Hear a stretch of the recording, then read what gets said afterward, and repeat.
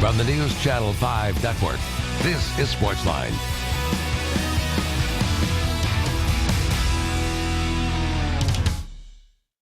Good evening, Nashville, and thank you for joining us here on SportsLine. Great to be with you here on News Channel 5+. You know the number, 615-737-7767 is the number to call. First chance we've had to do a live SportsLine show this week. Of course, on Monday, the Martin Luther King holiday, we were preempted. And then last night, we did have a show, but we showed the entire Titans press conference from Monday last night. Of course, John Robinson, the new GM, and Mike Mularkey, the head coach, now full-time head coach, were formally introduced by the Titans. So this is your first chance to react. When the story broke on Saturday evening that Mike Mularkey would be retained as head coach, it really got things going on Twitter. A lot of comments, most of them negative. I want to hear from you, positive or negative. Mike Mularkey, are you happy with it? Are you not happy with it? And if so, why? And I'm going to give you my take on it. And if you were watching the Electric Power Company's Sunday Sports Central on Sunday evening, we do a thing, Steve Lehman and myself, called Takeaways.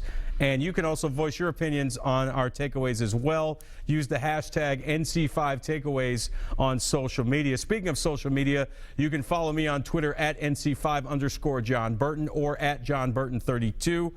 Would love to hear your comments tonight as we go forward here on SportsLine. We're also going to get into some hockey a little bit later on. Bottom of the hour, Thomas Willis from NashvillePredators.com. He's going to join us. Preds fans, is it time to panic? Team's not playing so well. Came off a pretty bad road trip, 0-3-1.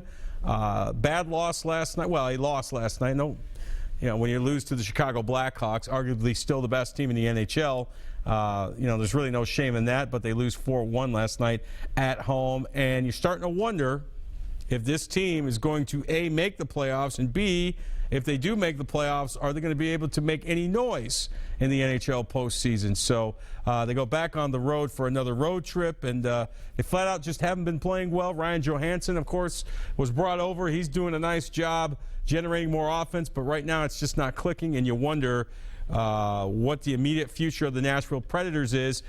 Preds fans, hockey fans, chime in. Give me your thoughts, but we want to know your thoughts on Mike Mularkey. Again, this is your first chance to react, sound off. Of course, John Robinson, the GM, introduced on Monday. Mike Mularkey was reintroduced as the head coach. Also on Monday, Steve Underwood, the Titans president and CEO, spoke as well.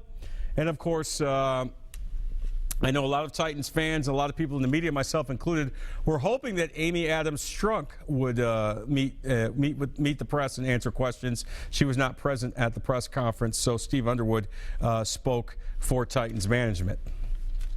So we've got all that for you as well, and we may get to a preview of big college basketball game coming up this weekend. Belmont and Tennessee State's going to be at the Curb Center on the Belmont campus. As of now, both teams undefeated in the OVC. Dana Ford's done an unbelievable job with the Tigers. They're off to a 6-0 start, I believe, in OVC action. Also, the Belmont Bruins undefeated in conference action as well, pending tomorrow night's game at UT Martin. And then these two teams will meet on Saturday. And if you're a college basketball fan of this area, you certainly hope the Bruins can take care of business tomorrow night at Martin so that both teams can be undefeated when they meet on Saturday. We did speak to Dana Ford and Rick Byrd, the respective coaches of the two schools. We may get to that later in the show as well. But the majority of the show, we want to talk Titans football and where you think the future is. And we will start with a man who loves to spew his hate all over Middle Tennessee and beyond. He's my frenemy. He's not really my friend. He's not really my enemy, but he's good entertainment. He's Philip in Nashville. Good evening, Philip. Good evening. How are you? Well, I'm all right. Good. I'm doing a lot better than Titans are. Yeah? Well, I had a feeling you might be saying that. So I'm going to go out on a limb here and say that you're not in favor of Mike Mularkey being retained as interim head coach. Well, let's start at the top. And the top is, what's her name again? Amy Adams Strunk. Yeah, Amy Adams Strunk. Strunk, not drunk. Easy. She used to sit on her ivory tower in Houston, Texas, willing to hop on a plane and fly down here to little old Nashville, Tennessee, and watch her little football team whenever she wants to. Well, that tells me she's willing to hop on a plane in Houston and fly anywhere across the country that the NFL will allow her to have a team, and all she's doing is collecting a check and sending the mustache up to cover her rear end. So we have that. Mm-hmm. She went with Malarkey because she had somewhat of a, ongoing, not I don't mean to come across that way, but a working relationship with him. Mm-hmm. But she's all about winning. But she hires Malarkey. Well, it's all about winning. I'm gonna let you finish, Philip, but let's look at some of the facts here too. Amy Adams Strunk did say in a statement that a lot of this is about Marcus Mariota and his development. Obviously, they feel like Marcus Mariota is going to be their franchise quarterback, and they feel keeping him in Malarkey's offensive system will help his development, ergo put the Titans in more situations to win. Really? Was he a help when they were so scared he couldn't even play the last 2 weeks of the season? What's going to change between the last 2 games of this season and the beginning of next season? This never been a GM guy who was obviously the lowest bidder that you went out and hired. He's going to go into the draft, and we're going to start next season with rookie offensive linemen and throw Marcus Mariota behind them. But we couldn't put Marcus Mariota behind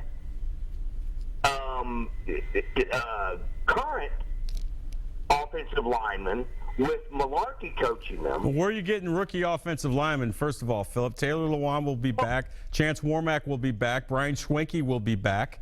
These are young veteran offensive linemen right now. The same people who couldn't block their way out of a wet paper bag this season. So look, I agree with you. Protecting Marcus Mariota has to be a priority for this football team. When you have a mobile quarterback like Mariota who still took as many hits as he did, that is a problem. I agree with you.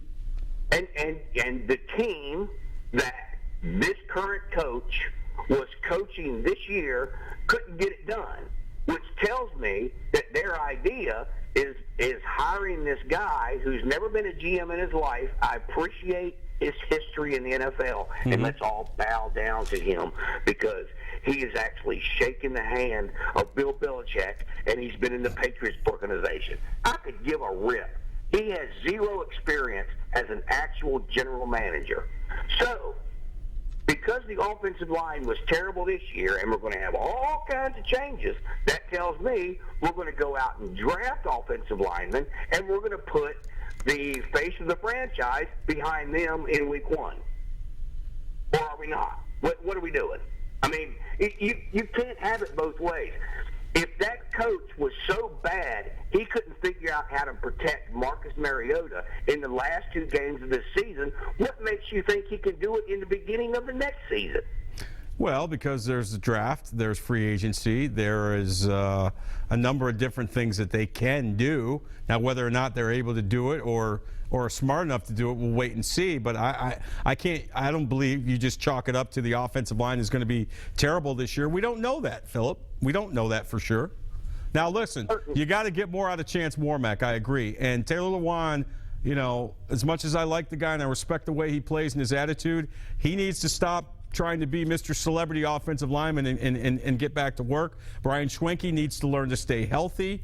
I understand. Yeah, there are some concerns with the offensive line. I agree with you on that. But you can't sit here on January 20th and say that in September the Titans' offensive line, A, will be exactly the same and B, will be terrible. We don't know that yet. Well, what we do know is that their head coach has an absolutely pathetic history, and you can never, ever in a million years convince me that the Titans could not have found a better head coach than Malarkey. Nothing against him as a human being, but as a fan base here, we are sick and freaking tired of this. And you bring this guy in, and your reasoning is because you have a working relationship with him. We could give a rip about Amy Adams Strunk's working relationship with this head coach. We want a head coach that's going to come in here and win.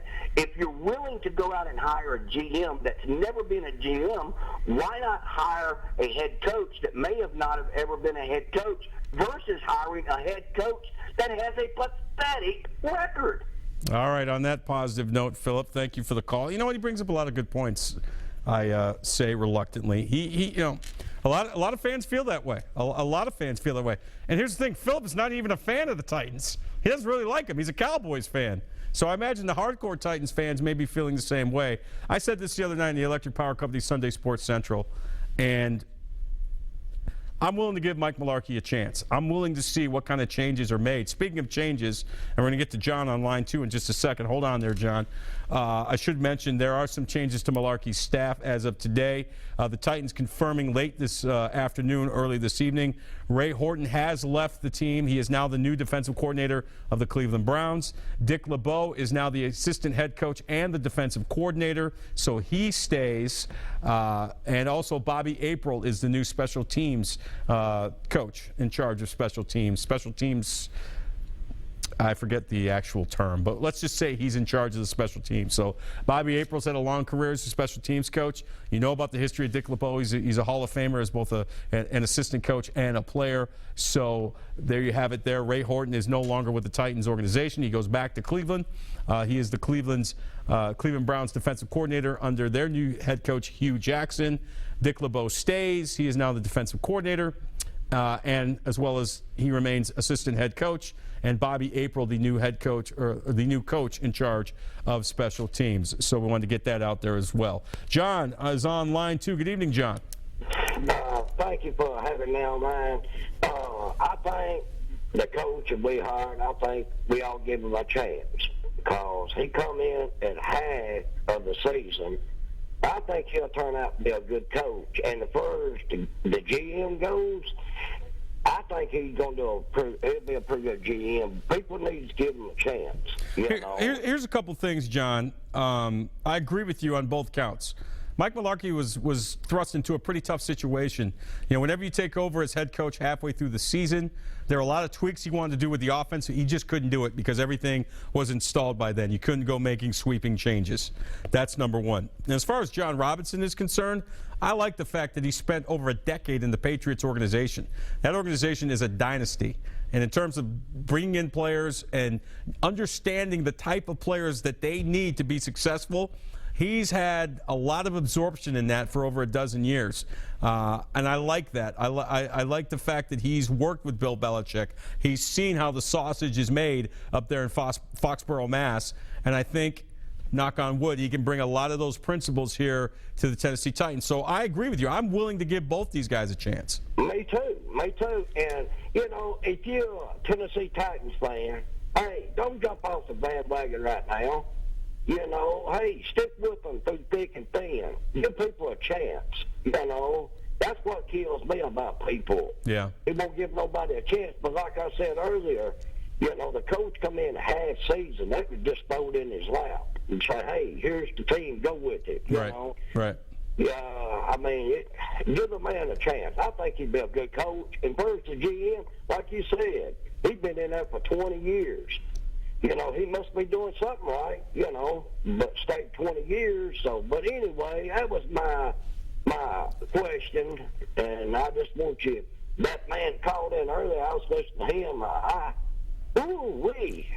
he's just down on the Titans. He's something, isn't he? Well, he's down on everything. He hates everybody. I think he kind of hates himself a little bit. I mean, his motto is somebody's got to hate. We love having him on, but yeah, he's not the most positive guy out there. But John, I agree with you. Let's give these guys a chance. Let's give this regime a chance. Let's see what they can do. Let's see how the draft goes. Let's see how free agency goes. Let's see what changes we will see between now and mid-September when the season starts. Thanks for the call and have a great night. We're going to take our first break, and don't forget, bottom of the hour, we're going to talk hockey with Thomas Willis of NashvillePredators.com. What is wrong with our Nashville Predators? Can they turn things around and get back into the playoffs? Plus, we're going to talk more Titans and hear more excerpts from Monday's press conference, and we'll try to get a little college hoops as well. And your phone call. Stay with us here on SportsLine.